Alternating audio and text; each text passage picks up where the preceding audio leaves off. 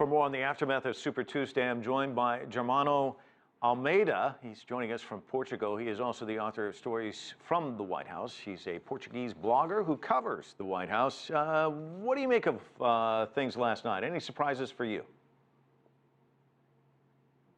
Thanks, Mike, for having me on. Well, I think Trump blew up Marco Rubio's last hopes of being the Republican nominee, and I don't believe actually in Ted Cruz's possibilities. So, general election must probably be awkward fights between Hillary and Trump. In a way, the big question is if the Republican establishment will accept Donald Trump's nomination in Cleveland's convention, or if in next month the Republican Party will get in a big mess, in a huge confusion,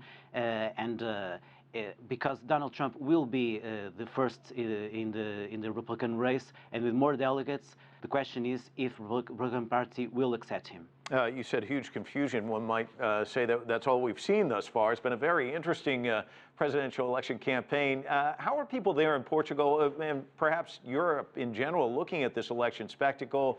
And what's been the reaction to the two frontrunners, the former Secretary of State Hillary Clinton and billionaire businessman Donald Trump?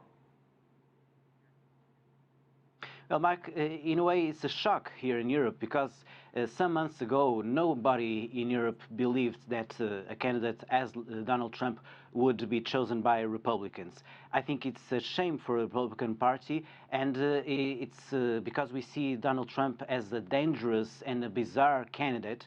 About Hillary Clinton, I think she's going to be the legacy of Barack Obama's presidency, and so in Europe, in general, the public opinion would prefer Hillary for presidency next November. There's a group of Republican foreign policy experts who are supposed to come out with a scathing attack on Donald Trump tomorrow, but it doesn't seem like anything is slowing him down. What kind of impact do you think that will have?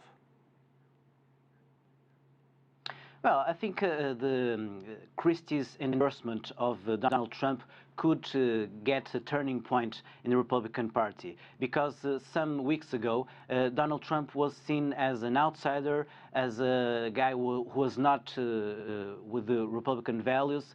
I believe that some Republicans could endorse Donald Trump next week, but I also believe that big segments of Republican Party will reject him. Probably some Republicans could advise voting Hillary, or at least could advise not voting Donald Trump. I think part of the Republican Party will not accept him.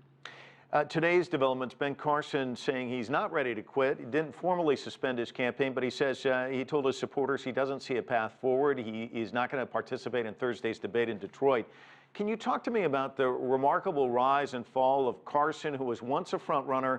He shared with Donald Trump this kind of outsider portfolio, and yet we saw his support collapse. Why did one succeed and the other fail, do you think?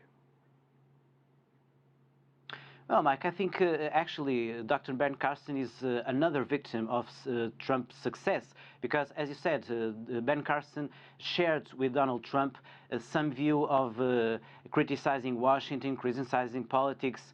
As Donald Trump, Ben Carson is not a politician in his life career. He's a respected neurosurgeon.